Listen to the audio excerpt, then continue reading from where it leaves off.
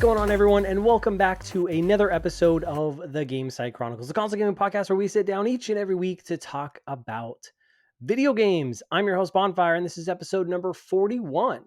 And I hope you guys all had a fantastic Thanksgiving. Maybe a good Black Friday. Maybe you got some deals, even though they went up like, I don't know, what was it, a week or two early? Like, I actually, one of the games I picked up a few days ago, like from Amazon, all the like video game Black Friday deals are live. They've been live for like a week. So hopefully you got in to get some good deals, because there were some good ones, though I will say from what I've seen this year, not as many good deals as past years. And I imagine part of that's inflation. Part of that is like games are more expensive, so prices are going to stay up. So I don't know. But either way, hope you guys had an awesome holiday, got to eat some good food, spend some time with your family, friends, all that good stuff. And I want to thank you guys for tuning in last week. It was fun having a conversation with Three Topics Gamer, having another guest on, talking all things PlayStation. Hope you guys enjoyed that episode. And I hope I can get some more guests on. I've got another guest or two in mind. And one I actually reached out to this, and I kind of expected this, but she's a fairly big Twitch streamer.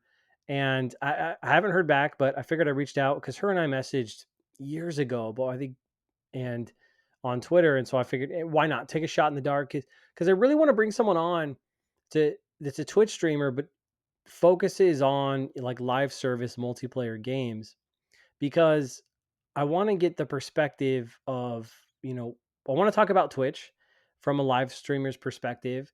And I really am fascinated by live service games. I don't really participate in many, as most of you know, for the live service games, but they're so popular. They make so much money. It's clearly the direction that the market's going. And I want to just kind of get a perspective from someone who's super into them, puts a lot of time and money into those games. And so I figured she would be a perfect guest to have on. And the other thing, I kind of want to get a female guest on, like a female gamer, to also talk about just like being a female in video games, and just get that perspective, because I know that it can be a little controversial, and I may not agree with everything that goes on around that particular topic, but I just kind of want to get that perspective. Just, so I thought she would be a perfect guest. I haven't heard back. I may reach out one more time just to follow up. But if you guys know of anyone that kind of fits into that mold or category, let me know. Hit me up on Twitter, tag them on Twitter, drop a comment down in the YouTube section or on Rumble. That'd be awesome. I could use some help there.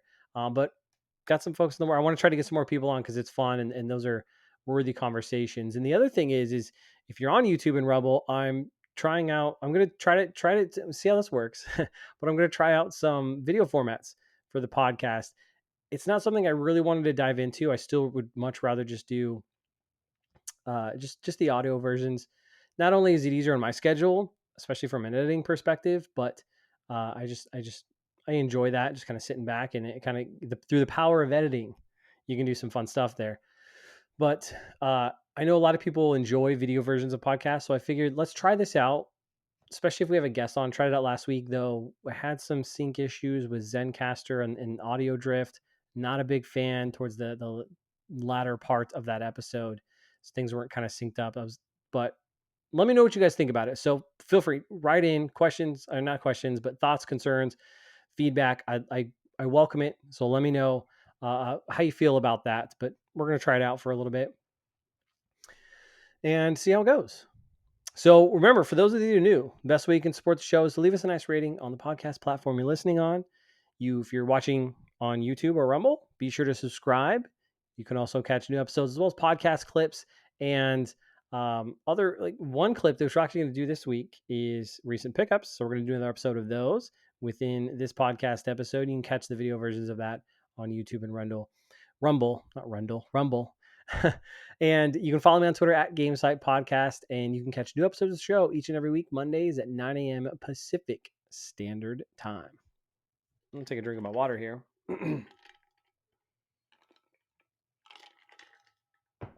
Now, for this week's show, I feel like I've got a meaty episode ahead because I want to dive into the Video Game Award nominees.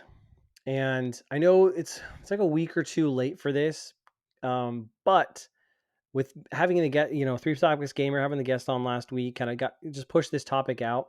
But I think it'll be fun to dive into this and look at the awards process as well for the VGAs, because there's a little bit of consternation there that we can, I don't know, shed some light on maybe. Also, one small, not really news item, but one small item I do also want to touch on is a new game that I want to show some love, give some light, is Evil West. That game just dropped this past week from when you're listening to this podcast. And so I want to look into that game and give it a little praise. But before we do any of that, let's do a recent pickup segment, shall we? So remember, this is the kind of once a month or so segment where I'm going to go through some of the recent games or games related items that I've picked up that I'd be fun to share in the podcast. I enjoy this type of content. One of my favorite YouTubers, Happy Console Gamer, does this, and I love listening to him to talk about it. And I wanted to incorporate that into the show. So let's jump into recent games that I have picked up. I've got quite a stack here, if I'm being honest. But of course, I'll start here. I picked up God of War Ragnarok on the PS5, and I've talked about it last week on the podcast, how much I'm loving this game. We'll talk about it more today. I do have some additional thoughts as I'm much further into the game, but this was a must pick up. Day one, had to get this one. Beautiful looking game as well. And then I also picked up, I guess this was kind of an early Black Friday deal. But it was like I don't know, I got this like 2 weeks ago maybe. But I got the Quarry finally on PS5 because it was like $20. And I was like, that's a good price point. I can pick up on this game. And this is by Supermassive. Yeah, Supermassive Games.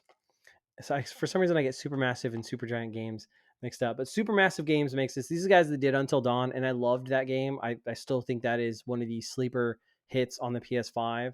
That while got decent amount of attention, I think I still don't think it got the attention it deserved. It is truly a fantastic game, and this kind of seems like it's going back to those roots, from what I've heard, especially when this was a couple months ago when we talked about this game with Legend of Cotton. He said it was pretty good, though he did have some qualms with it, but I was still excited to dive into it. And it seems like it's more of a return to Until Dawn form as opposed to like the Dark Picture anthology. So I'm excited to play in this one eventually.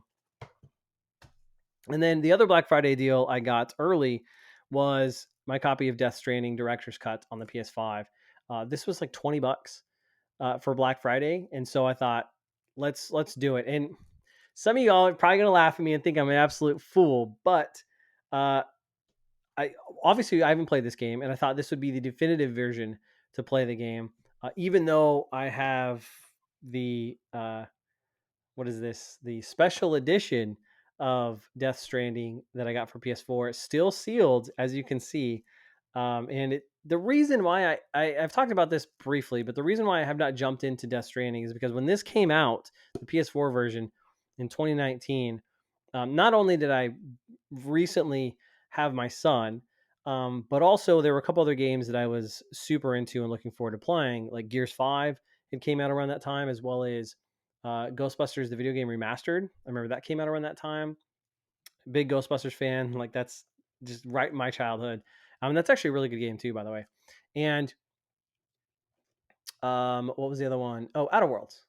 Played that one as well. So those are kind of the games that kind of preoccupied and took me away from this one. And then I just never jumped into it. One of the things though that has kind of prevented me or scared me, I guess, if you will, from jumping into it is just how long it is.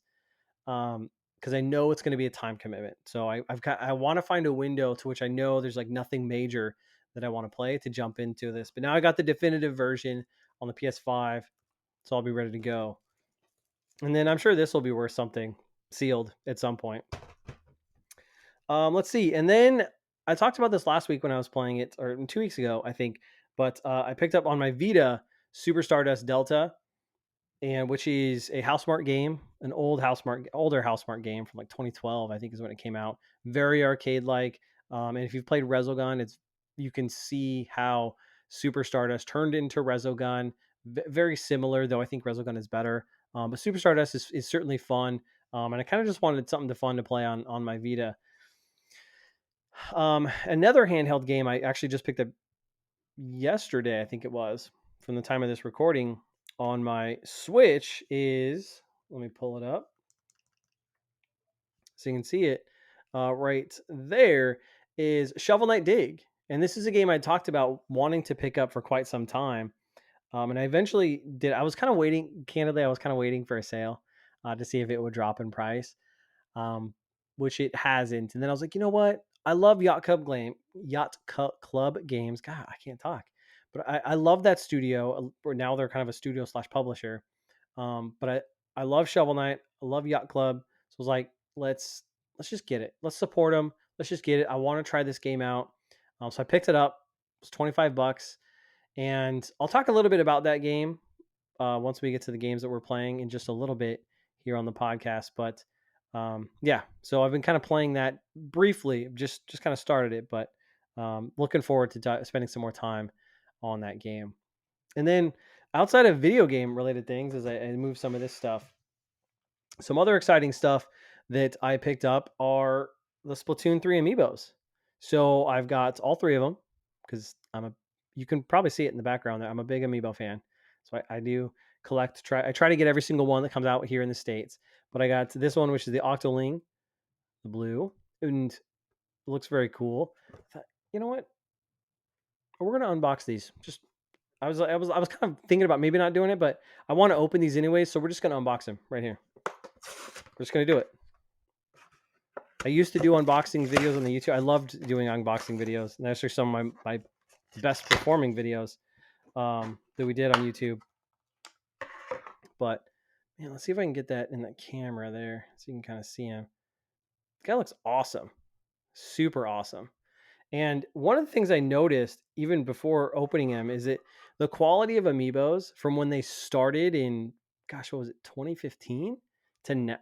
No, maybe 2014, maybe before that, to now is like such a huge improvement. Like the detail is massively improved. Like even on this guy, he's got these little details on his little shirt. It's amazing. So I got that guy, and then we got this is, what is it? The Inkling yellow. So we'll open her. Don't worry, I'll pick that up. For the audio listeners, I'm just throwing this stuff behind me. But yeah, gosh, she looks awesome.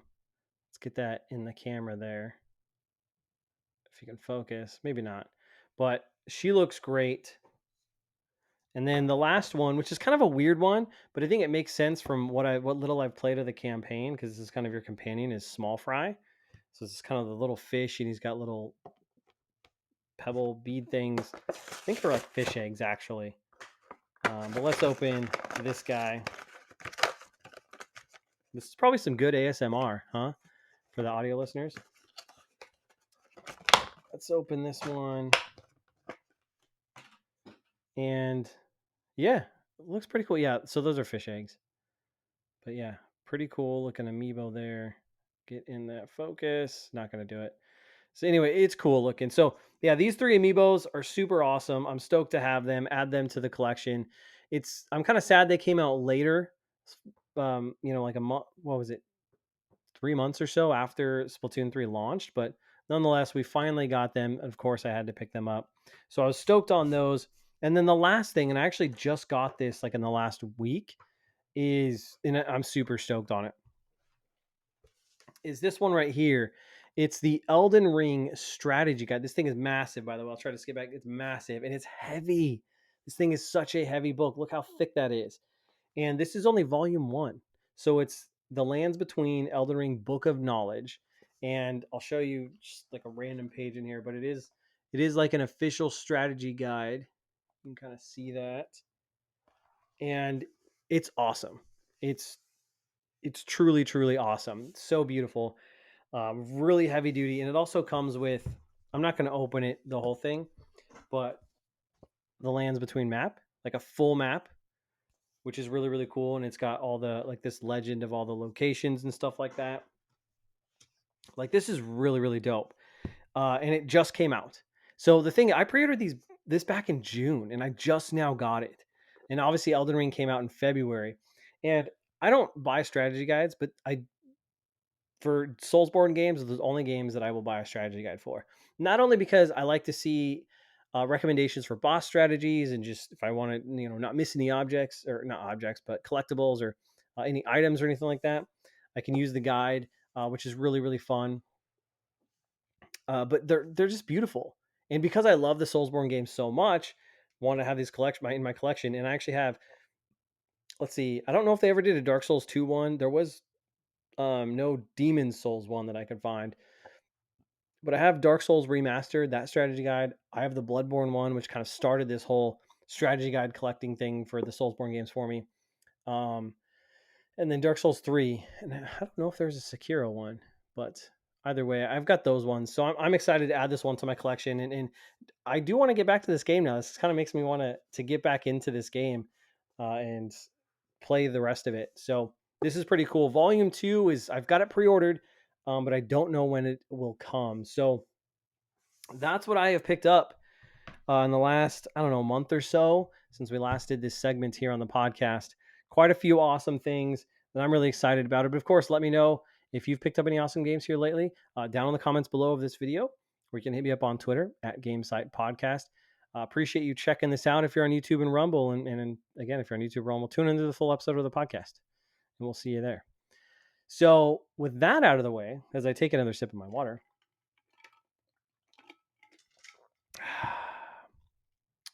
let's jump into the games that we've been playing, as we always do, before we get into the main topic of the show. So remember to write in. Let me know what games you've been playing, and we can get those incorporated in the show. Share it with everyone else and talk about it a little bit. That's always fun to do, and I really want to get you guys involved.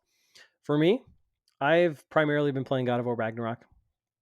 I'm now about 24 and a half hours into this game. Loving it. I think the combat's fun once you kind of get into a flow.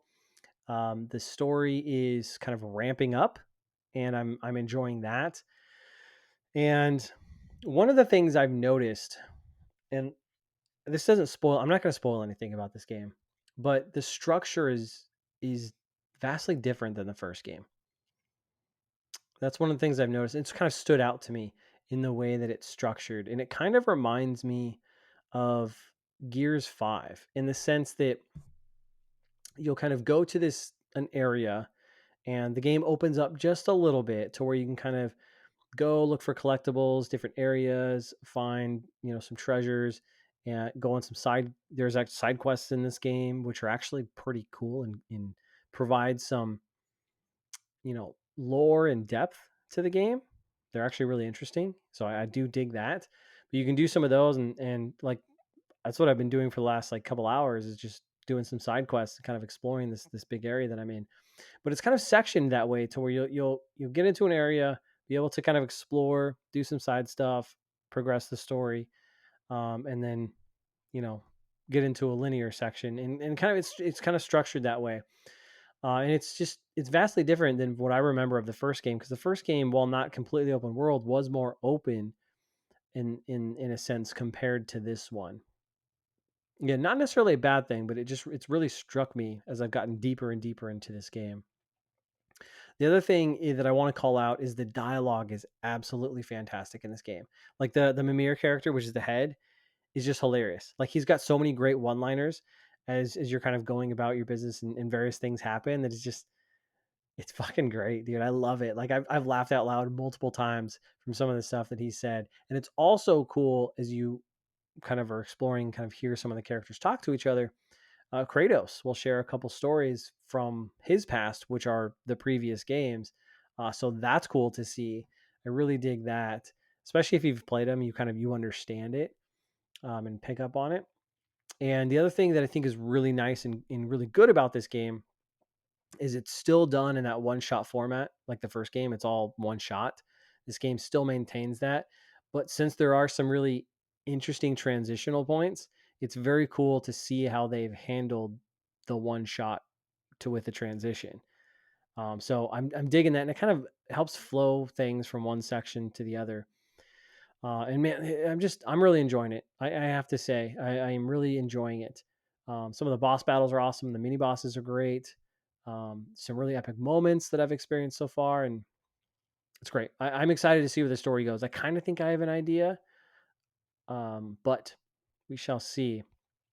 It's pretty beefy too. There's quite a bit to do in this game, because I don't even think I feel like I'm maybe halfway through it, and I've already put in almost 25 hours into this game. The other thing I think is interesting, a lot of people are kind of almost memeing and making fun of the your companion characters kind of solving the puzzles for you. And I get the consternation with that, in that you sometimes it's nice to have, but sometimes you just want to try to figure it out yourself. And so I I do understand the criticism of that. I do think it's valid. And I think there's a way to turn it off, but if not, that should be there. I haven't really messed with it. Oh, sorry, I just got. Oh, interesting. Very, very interesting. Um, I'll mention that here in a second. But uh, I like I said, I totally understand the criticism of all of that, and I just think it should be optional. Like, if you're gonna have something like that, it should be something that you can kind of turn on, turn off. And that's one of the things that video games on the consoles need more of, is the ability to customize. Where it's gotten better, I would say, over the last 5-10 years, in terms of being able to like remap your controls, um, performance options, stuff like that, sliders, all that. But I think we still got some work to do in that area for some games. But I totally get that. It hasn't bugged me too much. There were a couple times where I'm like, it couldn't get old, but it hasn't really bugged me the same way I think it bugs a lot of people. So yeah, and you know what? There's also some other sentiments I've seen online, like Twitter and stuff like that, where like people are just like, I'm not into this game, or like it's just not good, or and I I don't know. I just don't see what you're seeing, and I can understand maybe some people being tired of, I guess, this very almost formulaic approach to like third person action adventure games that Sony has kind of really mastered in the last generation. So I could see it if you're tired of that, but I don't know. I'm playing through this game, and I talked about it last week. Just the quality of this game is immaculate. It's amazing. Um, so I don't know. It is what it is, but I'm really enjoying that. Excited to continue my playthrough when I find time. I'm recording this on Wednesday, day before Thanksgiving, so um, maybe we'll have some time over the next couple days to jump into it and spend some quality time with Kratos. And as I mentioned earlier, I'm playing Shovel Knight Dig, so I jumped into that game. I've only played it, just played a little bit of it, very, very early, maybe an hour or so. Done quite a few runs. This game is a roguelike game, and I think someone compared it to Downwell, where you're constantly going down. That's the whole premise, is like you're digging down through these various levels, and it's it's pretty difficult. I have to say, it's way more challenging than I anticipated. It is fun, a little frustrating at times. I did manage to finally beat the first boss, which took me. I think I got to him like 3 times before I beat him, 3 or 4, um, out of my, I don't know, dozen or so runs that I've done. So, but it's you die. Maybe I've probably done more than a dozen runs, but you can die pretty quickly too. Like, you can get your ass handed to you. So, um, I want to play more of it. I want to spend a little bit more time with it, playing it on the Switch, just playing in handheld mode. And one of the things with this being a roguelike, I feel like I'm missing some of the depth to this game, because I know there's some things that you can kind of unlock in terms of permanent unlocks, getting your character stronger. I get a sense that some of that stuff is there. I just either don't know how to do it, or haven't gotten to a point where I can. So again, that's why I want to spend some more time with it, because I don't know. After playing, I never beat it, but after playing Hades, like that to me is like the pinnacle of roguelikes. Like, that's how you do it. Awesome story, characters, voice acting, and the sense of progression you get in that game is amazing. Also, Dead Cells is probably up there too. That game's fucking awesome. The last thing I also want to say about Shovel Knight Dig is I really dig the art style. So it is a different art style a little bit than the original Shovel Knight game, but it still looks good. Kind of that old school 16-bit ish style. And of course, great music. So that's what I'd expect from Shovel Knight and Yacht Club. So more to report as I dig more into that game, but um, I'm kind of on the fence on it, I would say, for right now.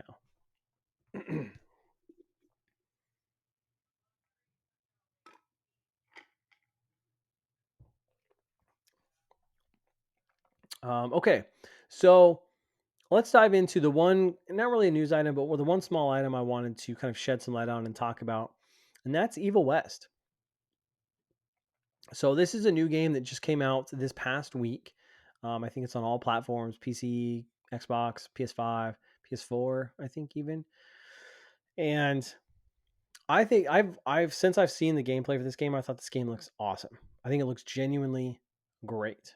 And if I could share a description of this game, so it's a third-person shooter developed by Flying Wild Hog, published by Focus Entertainment, and you basically play a cowboy who it's kind of this alternate history almost where you're like a cowboy, but you've got this kind of more like advanced equipment and you hunt monsters and vampires. Like that's awesome. And I think one of the things that really appeals to me about this game is that it looks like I've heard it's very linear and it just reminds me of those classic like 360 era games, kind of that old, I guess older now game design in terms of like a linear story. There's lots of collectibles, awesome combat, fun characters, and a good story, you know? And I love those style of games. Love it. And that's why this game appeals to me so much. And I think it's a breath of fresh air from a lot of the games that we get nowadays that are either these big multiplayer romps that are, you know, live service, heavily monetized on the back end. You've got to spend, you know, that just require you to spend, you know, hundreds of hours into this game and make it essentially a lifestyle. Or you get these really big open world, just I can't think of the word, just these kind of beefy experiences that are really not meaningful in a way. They're bloated. That's the word I'm thinking. They're just bloated experiences. That's, you know, are a lot of them are, I feel like are just bloated for the sake of being bloated. So you can, you know, a lot of, I guess that, you know, that's the thing where a lot of people want to play a game and spend, you know, 100+ hours into these type of games. That's why they're so popular. But I like the very shorter, tight experiences. And I really enjoyed that kind of game design philosophy that we saw in the 360 era. I think it's kind of lost. So I definitely want to pick this game up probably in the coming month or two after I get through a couple games that I'm playing through now. I got Ragnarok, got Callisto Protocol coming out. And maybe if there's a window after that, I could jump into Evil West because it looks fantastic. But I wanted to go through a couple of the reviews just to shed some light on this game because it seems like it's doing fairly decent. So over on Metacritic, it's got 15 critic reviews, sitting at a 73, so not as high as I would have expected. And then from a user perspective, it's an 8.8. So users seem to be really enjoying this game, and I've heard really good things about it. One of the things, if I go to OpenCritic, which is actually a new website I discovered that I like, that's also sitting at a 75 overall. That's the critic average, and then 63% of critics recommend. So like, um, PC Gamer gave it a 68, IGN a 7, Six Axis an 8, VG 24/7 is a 3 out of 5, so a 60. Let's see all the critic reviews. GameSpot gave it a 6 out of 10, which is interesting. Um, Game Machine 8 out of 10. So it's getting anywhere from like the 6s to 8s, which, you know, sitting in the, you know, mid 70s kind of makes sense. So I find that a little fascinating, but the user scores seem to be a little higher than the critics. So I think that, again, check this game out. It's called Evil West. It's available on all the console platforms, you know, Xbox, PlayStation. It's not on Switch, I don't think. So check it out. Look up trailer, look up some gameplay. Maybe watch some gameplay on Twitch. I've watched a little bit, and I just think it looks great. I want to jump into it and I'll report on it too. But I wanted to shed some light on it because I think as we wrap up 2022, obviously we just had God of War Ragnarok launch. Callisto Protocol is probably the next big game that's coming out that I think's got some eyes. This is a game that's come out and I think it deserves more attention than it's getting. So I wanted to shout it out. Even though I haven't played it, I do think it looks great and want to jump into it.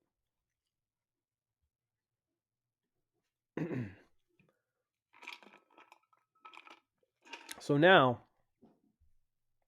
let's jump into the Game Awards. And I kind of wanted to approach this topic. Start with, let's look at there's an advisory board. So I kind of learned some stuff as I was kind of digging around their website and learning a little bit about this process.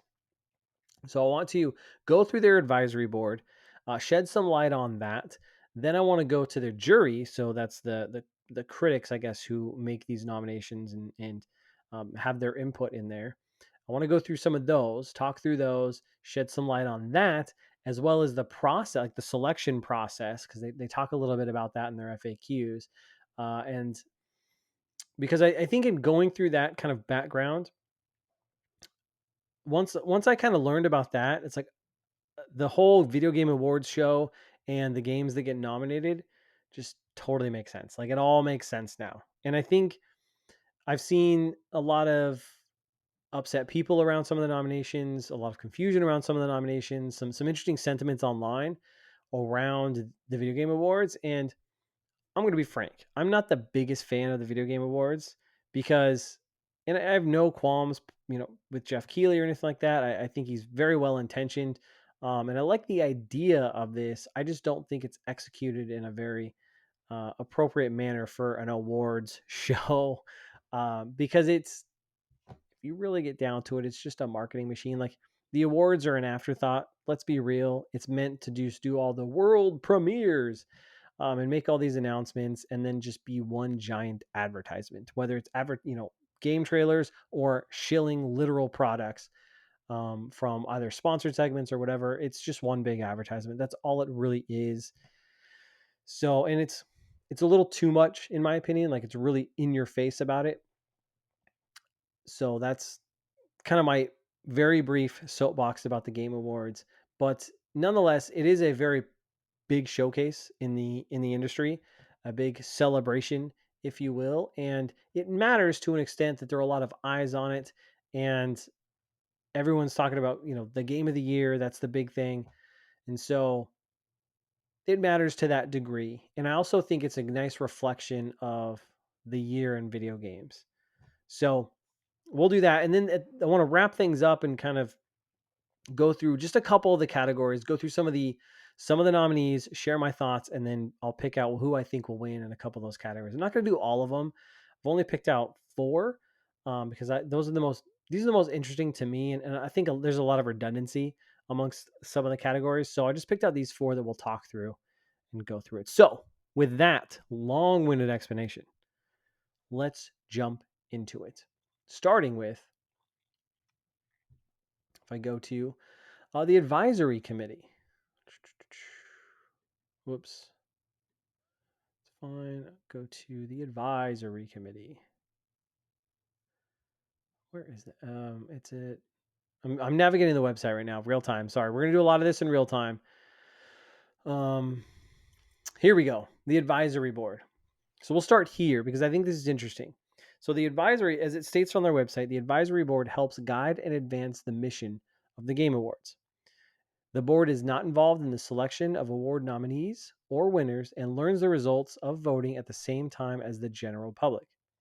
So that's cool. I will say I'll give them credit there. But let's go through some of these folks that are on the advisory board. First up is Bobby Kotick from Activision. He's the president of Activision.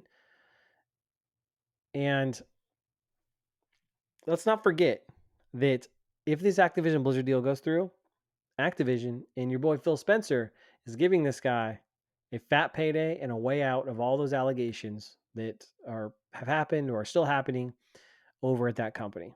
So keep that in mind for those of you that celebrate this acquisition and not only you celebrate the acquisition, but you also still shit on this guy. Not saying you shouldn't shit on him, but just keep that in mind as you look at the entire picture. So we got Bobby Kotick. We have Dr. Lisa Su, who's the CEO of AMD. I don't know too much about this lady, but okay. We have Laura Meal, who's the Chief Operating Officer of EA. So we've got EA involved. All of Epic Games is involved, which is interesting. Obviously, Jeff Keighley's best friend, Hideo Kojima from Kojima Productions. Our boy Phil Spencer is, of course, from Microsoft. He's involved. Doug Bowser, president of Nintendo. Mark Merrill, who's the co-chairman and co-founder of Riot Games. All of Rockstar Games is involved. All of Sony Interactive Entertainment's involved. Tencent, don't like them. Stephen Ma, who's their senior VP over at Tencent. Yves Guillemot, who's the CEO of Ubisoft, and Valve. So that's the advisory board. And I think looking through this and seeing, okay, these are the people that are kind of directing the show, advising on the direction, structure, all of it. It makes sense. It makes sense that it's one big marketing machine and one big money generation machine, because, and it makes sense that we're going to see games from these people. Nintendo, PlayStation, Xbox are all involved. Tencent's heavily involved. They do a lot of advertising on there. Ubisoft, EA, like all the big players are here. One that's noticeably absent is Square Enix. So they're not involved. But a lot of the big players are on this advisory board. And when you look at how the show's set up, to me I was like, okay, it makes sense. These are all very business oriented people. They're going to look at the money. They're looking at bottom line, all this stuff. And that makes sense, right? Why it's one big marketing ad. So I think it's really interesting though to understand. And again, like when you see some of these like Hideo Kojima, right? He's always gets plugged and doing stuff with Jeff Keighley. Now, and I know they're like best friends and whatever, but I don't know. It gets old. But now let's jump over to the jury. And it says the nominations for the Game Awards are selected by a voting jury of over 100 leading media and influencer outlets across the globe. So these are the people that are helping pick out all of the nominations. So if you have any consternation or disappointment around the nominations, this is why. There's a lot of them. And I don't know probably 10% of these people, but we're going to go through them because that way I can just paint it out, lay it out there, and we can all be on the same page and be informed on this stuff, even though it's all available on the website. But again, I don't know how many people actually go here. So we have Ars from the US, we have Ars Technica, Digital Trends, Easy Allies. I've heard of those guys. Entertainment Weekly, for some reason.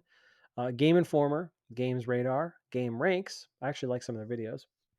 Gamertag Radio, GameSpot, Giant Bomb, IGN, Inverse, the Jeff Gerstmann Show, which I don't know who that guy is. Kind of Funny, which I used to like. LA Times, which is really weird. MinMax, I've heard of them. PC Gamer, Polygon, Screen Rant, VentureBeat, The Verge, Touch Arcade, Vice.com, which is really weird. What's Good Games, those nice ladies over there. From the UK, we have Edge, Eurogamer, Gaming Bible, The Guardian, Metro, NME, PC Games N, VG247, and VGC. Love VGC. Those guys do great work over there. And I often bring their articles up on the show. From Argentina, we have Cultura Geek, Malditos Nerds, which that's an awesome name. I don't know what Malditos means, but that's a great name. InfoBay. From Australia, we have OzGamers, Press Start, and Stiviver. I don't know what that is. From Benelux, we have Power Unlimited. From Brazil, we have Jovem Nerd, Technoblog, The Enemy, Canaltech, Voxel, Combo Infinito, Tech2Do, Tech Masters, and Terra Game On. From Canada, we have CBC and CG Magazine. From Chile, we have VX or Via X Esports, I guess. China, we have A9VG, Bonfire, Bonfire, Bonfire Games, I think it is. I don't know. Taking my name, even though mine's got a D in there. But Game Cores, 2 Tiao. I don't know how to say that. From Colombia, we have Gamer Focus. Oh, they have also Gamer Sky in China. Croatia, we have HCL. Czech Republic, we have Games.Tiscali. Denmark, we have a Game Reactor. From France, we have Gameblog, Joe Video Magazine, joevideo.com, Julien Chieze. I don't know. I can't speak French. Millennium MG, which they actually have a really cool logo. Germany, we've got GamePro, GameStar, GameSwelt, PCGames.de, and M Games. Greece, we got Game R1. India, we have Gadgets 360. 91 Mobiles, Gaming Bolt. I didn't know they were from India. I've watched some of their videos. They got good stuff on there. Score. Italy, we have everyi.it, multiplayer.it, Spazio Games, round 2. From Japan, we have 4Gamer, Dengeki, EAA, it's just EAA and 2 apostrophe or exclamation marks. Famitsu, GameSpark, Denafamico, Gamer, and GameWatch. I'm surprised Gamatsu is not on here. From Malaysia, we have Gamer Braves. Mexico, we have Atomics. Tierra Gamer, Level Up, 3D Juegos Latam. Middle East, we have Saudi Gamer. True Gaming, Arab Hardware. Peru, we have GameCord, tech.com.pe. Philippines, we have the Rappler, Serious Gaming. Poland, we have CD Action, Gry Online. What does CD mean in Poland? Because we have CG Project Red, CD Project, and now CD Action. CD means something over there in Poland. I don't know what it is. Romania, we have Zona IT. Singapore is Geek Culture. South Africa is Glitched Africa. Nexus Hub. South Korea is Ruliweb. This is Game. Invin. Spain has 3D Juegos. Hobby Consolas. Meristacion. And Vandal.net. Oh, and Vita Extra. Sweden, we have FZ. Switzerland is games.ch. Thailand is Online Station. Turkey is Oyun Ungeyser. I don't know if I'm saying that. And then a bunch of esports organizations. So those are the jury. That's a lot. And again, like I said, I don't even know, I only know about 10% of these folks, if I'm being honest. So, but I think if you are tuned into a handful of these outlets, even just a handful of these outlets, I think when you look at the nominations and the awards, it starts to make sense. It's like, oh, okay. Because whatever they're talking about, whatever they're into, whatever they're shedding a lot of light on, whatever's getting them clicks, that's most likely going to be what's recommended and nominated for the Game Awards. Elden Ring, that not only was that game huge, everyone loved it, so obviously it was going to get in Game of the Award nominations, but that's what a lot of people were talking about. We'll get to a couple other games. It's like, if you look at those games and then followed some of these guys, some of their coverage in terms of how they talked about it, how much spotlight they gave that game, it's like, yeah, okay, that it makes sense, right? It's almost predictable, I think, in that sense. Now, I mentioned I kind of had a bone pick with kind of like some of these guys, like I can't take serious. Like Kind of Funny. Like I used to love Kind of Funny.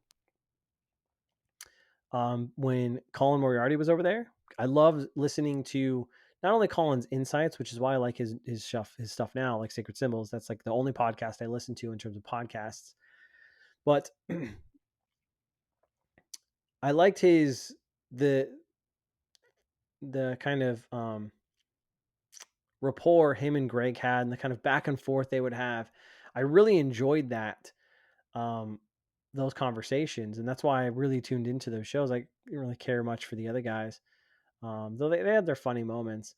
But now, after what they did to Colin, and the fact that they consistently use their platform, and again, it's their platform, they can do what they want with it, but they consistently use their platform and their business to virtue signal on whatever social issue happens to be the hot topic of the day, as told to them by the government. But I can't stand that. The constant virtue signaling, and also the all they do is shill products. Like everything they do is sponsored. Everything is just them shilling a product. It's that style of content gets old for me. And I understand they're making bank. They have a very successful business. I think I saw they just had this huge like 5,000 square foot studio, and it's like all like top of the line. Like it's pretty amazing stuff. It's really awesome. Um, but I can't get behind them anymore. It's too much for me. And it's sad because like what was it? 2016? I think it was that PAX, PAX West. They were there and I actually got to meet all of them. The original four. So Nick Scarpino, Greg Miller, Colin Moriarty, and Tim Geddes. I met all those guys, took a picture with them, and it was like one of the few moments in my life where I actually got like starstruck. It's like I didn't know how to like interact with them because I was just this fucking nerd who stuck starstruck by these dudes who just sit behind a microphone. But either way, that's my little rant on those guys. I'm not really the biggest fan. I don't watch their stuff anymore or follow them. I could care less. But I they have, a huge influence, and I get that. So I don't know. Some of these guys like I like, and some of my, I'm not really big fans of. But again, I go back to my point that you look at what's here, it makes sense what games get nominated and why. If you pay attention or kind of follow some of these industry trends, I need a sip of water. My throat's killing me.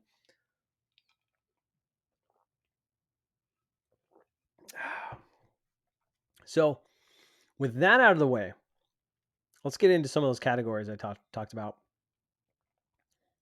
The nominees. So, again, I'm not going to go through all of these categories and the games that were picked because I think some of these are redundant, right? Like best art direction, best narrative, score and music, best whatever genre games. Some of these are going to be kind of redundant in the sense that a lot of the same nominations. So I'm gonna pick a couple, and like all the esports ones, I could give two shits about that stuff. Like I'm not into any of that stuff whatsoever. But let's start here. Most anticipated game, and this category is described as recognizing an announced game that has demonstrably illustrated potential to push the gaming medium forward. So, okay, I think this is a cool category. It sounds great. So let's look at the nominees. So we have Final Fantasy 16 from Square Enix, Hogwarts Legacy from Avalanche Software and WB Games, Resident Evil 4, or the remake from Capcom, Starfield, that's a pretty obvious one from Bethesda, and The Legend of Zelda Tears of the Kingdom from Nintendo. And I actually think this is a pretty solid list of games here. And I'm not surprised because these are like the cream of the crop, big AAA games that I think a lot of people would also find themselves having these games on their most anticipated list. Like, if I think about my most anticipated game, like I'm looking forward to I think all of these games. I don't know if they're like the top of my most anticipated game list. There are a couple others, and we'll do that in a future podcast episode before the year's over in terms of looking at 2023. But I think this is a big one, and if we're gonna take pushing the medium forward, if I were to pick a game out that I think is gonna, I'm gonna predict the winner here. I think I'm gonna give it to Legend of Zelda: Tears of the Kingdom. I think that game is going to be massive. The Breath of the Wild was like took the world by storm the same way Elden Ring took this year by storm. I think that's going to be the game that wins, and I just think that game's going to be huge, dude. Like if I was putting out a game, I would just avoid that window by all means because I think it's going to suck the life out of everything. All the spotlight's going to be on that game. And I think that game has a lot to live up to. So we shall see in that regards, but looking forward to that one. So that's that category. If I go back, the next category I wanted to do, and I think this is actually a really cool one, is best debut indie. And so this is the best debut game, so their very first game created by a new independent studio. And I think this is a really cool category because this gives, independent developers a chance to who've put out a game this year a chance to kind of fall into not only get some more spotlight on their games, but also it kind of shows you some of the best indie games to have probably come out. At least these games have kind of risen through the ranks and kind of advanced to the spotlight. So we have Neon White, which is from Angel Matrix from Annapurna Interactive. We have Norco, which I have no idea what this game is, from Geography of Robots / Raw Fury. Stray, which we'll see this game quite a bit, from Blue Elf Studio and Annapurna. Tunic from Tunic Team and Fenji. And Vampire Survivors, which that game seems to be pretty popular. I've heard quite a bit about that from Ponkel. So I've only played none of these games. I have not played a single one of these games. I've heard Neon White is actually pretty dope. I don't know if it's a game I'd want to because it's on PC or Switch. So I don't play on PC, so I'd have to get it on Switch. I don't know. I've heard good things about it though. I have no idea what Norco is or Vampire Survivors. I would like to try out Stray at some point, but Tunic is the game that I'm like, I want to play Tunic because supposedly it's very Zelda like, which I love. And I played Death's Door earlier this year. I'm getting those style of vibes in terms of the gameplay and the combat. I've heard it can get pretty difficult in this game. But it's one of those games where I'm just like, it's kind of sitting there in the back, kind of just percolating to where I'm like, it's calling my name. I want to play this game. And now, kind of seeing it being brought up as like one of the better or best indie games of the year, I'm like, okay, that's a sign that I should probably try this game out, see if I like it, see what the hype's about. Nonetheless, it is on Game Pass, so since I am a Game Pass subscriber, I can just go jump into that there. So this is a pretty good list, I have to say. Now, if I were to pick the winner here, I think it's either going to be between Stray and Tunic, if I'm being honest. And again, I'll talk about Stray a little bit later. This is kind of, I guess, a spoiler for one of the other categories we'll jump into, but I'll reserve my thoughts for that. But between these two, let's see. I think I'm going to say Tunic's going to win this one. I think Tunic's going to win. I don't know. There's a lot of people have talked about this game, given a lot of praise, and I don't know, man. I think this one's just going to pull out. I don't know. Just kind of going with it, going with the gut instinct. I would like to. Part of it means I'd like to see this game win because it is, to me, the most interesting of all these games, if I'm being honest. So that's who I'm rooting for and who I think will win. But I think that's a really good category. I don't know if they've had that category in previous um, VGAs. The next category I want to jump into is best indie game. And we'll see a couple of the same games here, but a couple others. So this is for outstanding creative and technical achievement in a game outside of the traditional publisher system. And this is where the term indie gets thrown around. But like, if you look at some of these publishers, they are pretty big in terms of publishing. But I digress there. So we have Cult of the Lamb from Massive Monster and Devolver Digital. Neon White is here again. Sifu from Slow Clap. Stray and Tunic. And this is a solid games list here. Again, I've not played a single one of these games, but Cult of the Lamb seemed to just kind of take over the world by storm. That game seems to have just been super popular. A lot of people were playing it. I don't know. I don't think it's a game for me, just in the fact that I know there's a lot of kind of management aspects of it, kind of managing your cult and all that. I just don't know if I would like it. Um, I think, you know what, though? It's one of those things that, like, maybe I just got to try it, see what the hype's about. This is one of the things on Game Pass as well. That game, a lot of people were praising and hyping that game up. Already talked about Neon White, Stray, and Tunic, obviously. But Sifu, it's good to see on that game because that's a game that has come out. I know that's a game that's not for everyone because it is very difficult from what I've heard. But it's also a game that I think a lot of people were talking about trying it out. And if I'm not mistaken, was this on PlayStation Plus? I can't remember. Let's look it up real time. Here was Sifu on PlayStation Plus. No. Okay. For some reason, I thought it was. I know Stray was on there, so maybe I'm just getting them confused. But oh well. But this is a good lineup of games. If I were to pick the winner from this one, I would have to say I think Cult of the Lamb's going to win.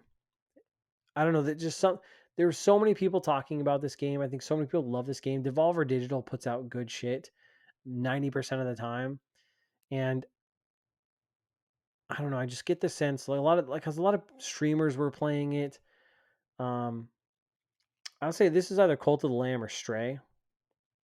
And actually, you know what? I'm going to rescind that. Stray is going to win this one. This is going to be the one that Stray wins. Yep. I take that back. Cult of the Lamb, I still think that game was really, really popular, really praised. But I think Stray is going to pull this one out.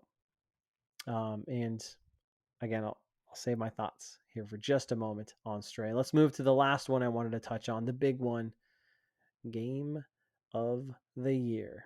So this is described as recognizing a game that delivers the absolute best experience across all creative and technical fields.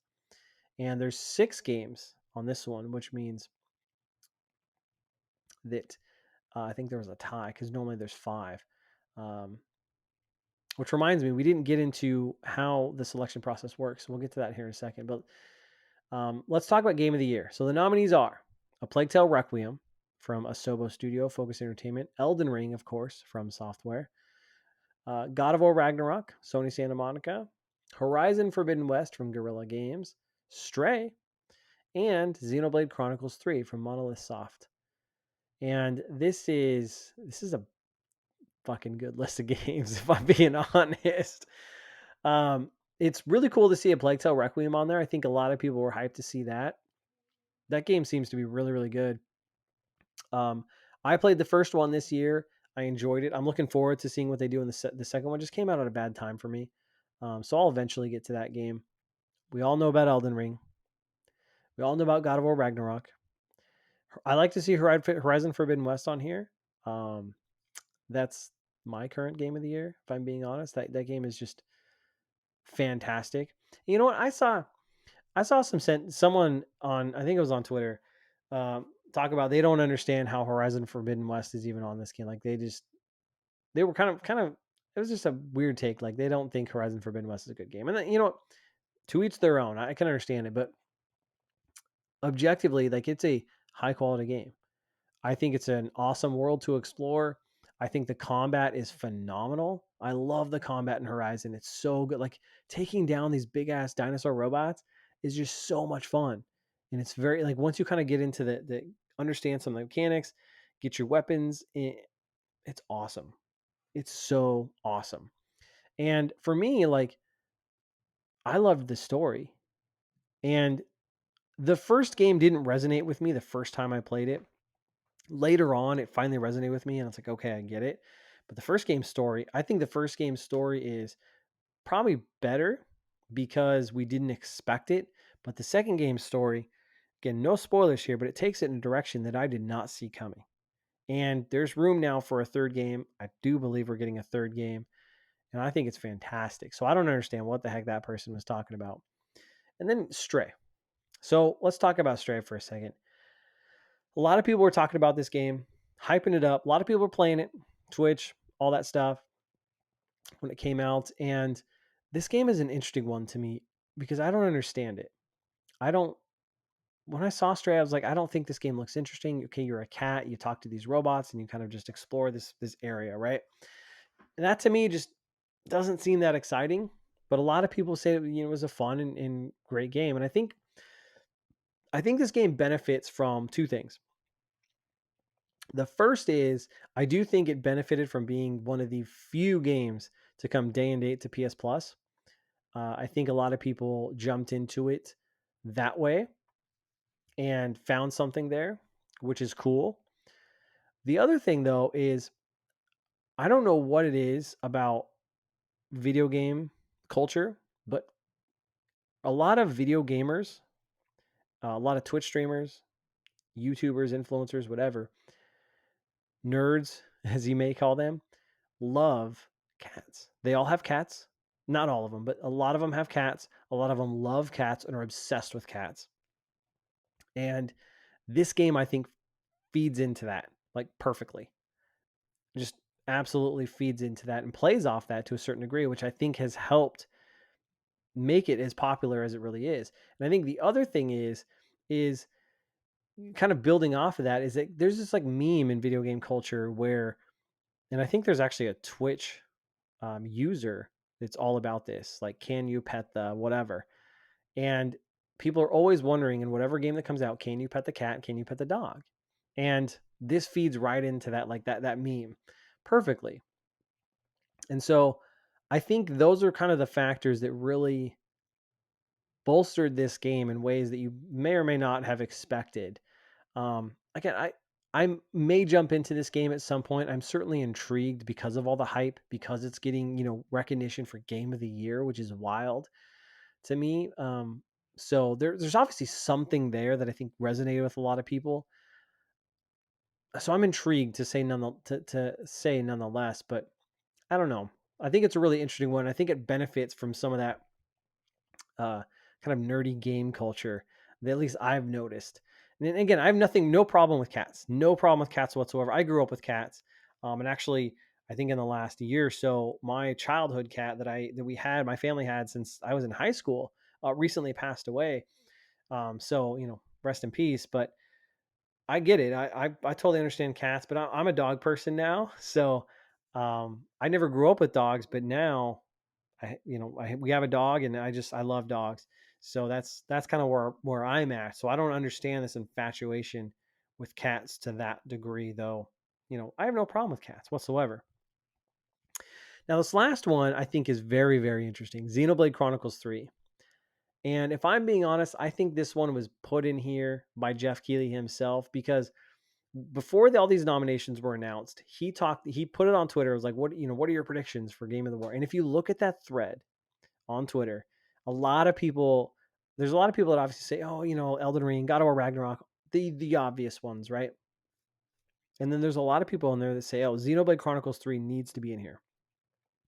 It's like, but we know you're not going to put it in there. Xenoblade Chronicles 3 is the game of the year, but you're not going to put it in there. Blah, blah, blah. He got a lot of that feedback and a lot of that sentiment. And part of me is like, I can totally see this, you putting it in there just to shut those people up. Now, I've not played Xenoblade Chronicles 3. I've heard it is a very good game. As with all, Xenoblade Chronicles 1 and 2, I have talked about that these games fascinate me in the sense that they look freaking awesome. I know they're long ass games though, which is one of the reasons why I haven't jumped into them, because I know it's going to be a time sink, but I'm so intrigued by these games and I want to play through them. It's towards the top of my backlog, trust me. But I think it's cool to see it on here, and I think it also got nominated for like best RPG and something else. So I think it's awesome to see. I don't think it'll win. I kind of think it's a pity nomination because there were so many people that would have been livid and upset online if it didn't get in there. So I do find that one interesting, but I do think this is a very solid list of games. And if I have to pick a game out, I think Elden Ring is going to win. I have to give it to Elden Ring, because as much as that's not my game of the year, just because I don't think that game, like, I put 40 hours in that game, but I think my problem with that game is that I played Horizon Forbidden West, then I played Dying Light 2, and then, Elden Ring kind of all back to back. And I put 40 hours or so into Elden Ring. And I think I was just burnt out on open world games. So I just it was kind of just a bad time for me. Though I know and I can appreciate what that game has done. And I'm a big Soulsborne fan. I don't know, it just didn't resonate with me. I think the other thing is as I'm getting a little older, my patience for games, because I have limited times, with family and having a kid and all that stuff. My patience for games is not what it used to be. So I think that's another factor there. But I just think this game was massive sales, commercial, critical success, and it was memeable. It took the world by storm. It's all everyone was talking about for months. And I just don't think you can avoid that and say that this game is not game of the year. So I think that's the game that's going to win. Now, I mentioned earlier we didn't talk about the process of the Game Awards here, and let's see, where's the FAQ here? Um, Give me a second since I'm doing this in real time. Here we go. FAQ. Okay. So the awards process. So I'm going to read these here. So how are nominees selected? It says, quote, nominees for most categories of the Game Awards are chosen by our international jury of over 100 global media and influencer outlets, selected for their history of critical video game evaluation. Specialized juries also convene for other categories, including esports, accessibility, and best adaptation. Each voting outlet completes a confidential, unranked ballot based on collective and diverse opinion of its entire editorial staff, listing out its top 5 choices in each category. Ballots are tabulated, and the 5 games that appear on the most ballots are put forth as nominees. In the event of a tie, 6 or more nominees will be announced in a category. Games Award producer Jeff Keighley is not a member of the jury and does not vote on the nominees or winners. The advisory board has no involvement in the award process and learns the results at the same time the general public. We already talked about that, end quote. But I think that's interesting, and I like that they call out Jeff Keighley doesn't do it. They probably have to try to avoid any speculation, stuff like that. But it's the jury, right? That's how the process goes into effect. All those influencer and media outlets. Why do you use a jury to select nominees? So it says, quote, given the sheer number of games released each year, as well as the extended time required to fully evaluate products, a voting outlet approach allows for the widest possible critical assessment. A ballot submitted to the Game Awards represents the collective opinion of an entire outlet. That makes sense to me, right? There's so many games that come out. Not everyone is going to play every single game, and so you kind of just, you know, cast a wide net. Statistically speaking, with all the media outlets that you're bringing in, odds are you're going to cover your bases. Now, here we go. How are the winners selected? Quote, winners are determined by a blended vote between the voting jury, 90%, and public fan voting, 10%. Fans can vote for their favorite games on thegameawards.com and on your Discord server. In China, fans can vote on the winners via blah, blah, blah. Fans voting closes on December 7th, 6 p.m. Pacific Standard Time. So there you have it, folks. It's weighted. So the jury has a 90% weight. Fans have 10%. So fan voting counts for 10%. And there it is. I mean, so it takes a lot of fan voting to really shift things in a direction that isn't already going from the critics' perspective, is what it comes down to. So I think that knowing that and who the jury is, I think you can kind of understand how the winners are chose, how the nominations are chose, and almost make a educated prediction on what will happen.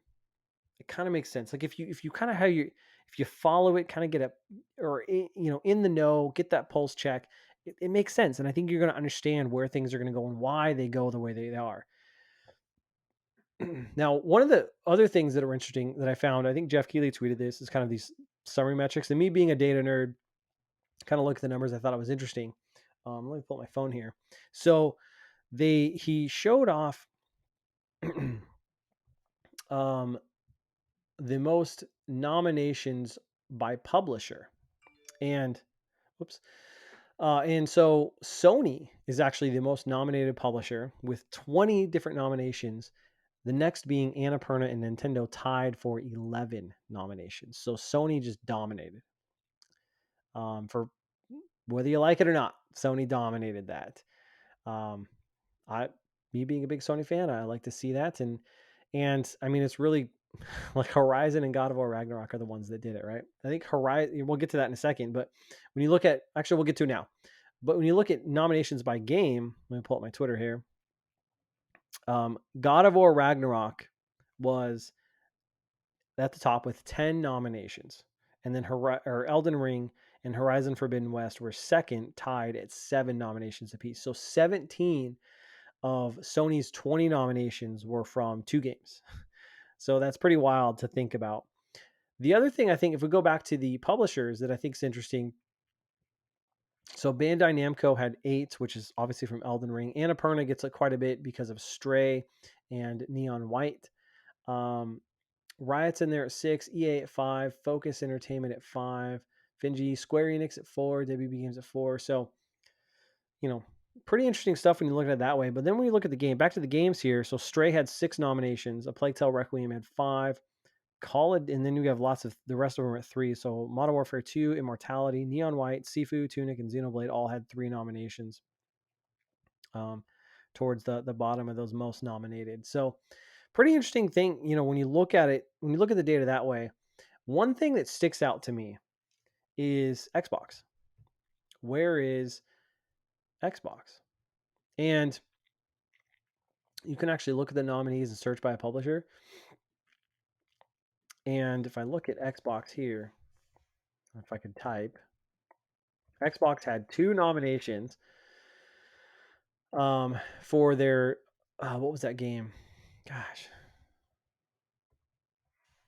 Under Games for Impact and Innovation and Accessibility for their game As Dusk Falls, which they published from Xbox Game Studios. That's that kind of story-based game that was kind of almost comic book-like in the way it's visually presented. I think it looked really visually appealing, but the game itself wasn't like a game that says like a must-play title. So I know some people liked it, but to me, it wasn't just like a must-play title. Maybe it's a game I eventually go try out at some point, but an interesting game nonetheless, I have to say. Now, the other thing, so Bethesda's their own vertical, and they did get a nomination. I think one nomination for Starfield, most anticipated game. So if you can combine those, they sit at 3 nominations. But again, Bethesda's their own vertical, so it's kind of weird in that sense. But outside of that, though, they had nothing. And I think this is really indicative of Xbox's 2022 in that they didn't really have much from first party that was really anything of consequence. And with this being their only game that was of consequence since it got nominations, I think that's really telling on how their year went. Now, again, we already talked about, I know Game Awards isn't the be all end all. And I know that, it's based on these kind of media and influencer critics. But I also think you have to understand that this is kind of a good pulse check on the industry. And the games that kind of rise and bubble up to the top are notable. And like it or not, the Game Awards does have some sort of meaning in terms of the games that it nominates and gives awards to. It's something to put on your resume and can put on the box when you sell the game if it won an award. So it does have meaning in that sense. And so to see Xbox kind of not really have a lot here, again, I think is just indicative. And this isn't to shit on Xbox by any means. I just think it's a representation of how their 2022 went. Now, obviously, this is going to change next year when they have Starfield come out, assuming that game does come out. With Redfall, I'd assume maybe that game gets some love. I'm certainly looking forward to that. And once we start to kind of see what they've been percolating on for the last 4 to 5 years as they've acquired all these studios and spent so much time just working on these games. So we'll see how it goes. Now I it's kind of getting dark outside, so if the lighting isn't so good, I apologize. I did just notice that as I looked down at the camera. So bear with me, video listeners or watchers, I guess you'd call it. Audio listeners, you guys don't give 2 shits. Good for you.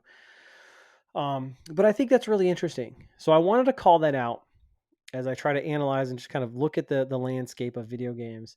I think it's noteworthy.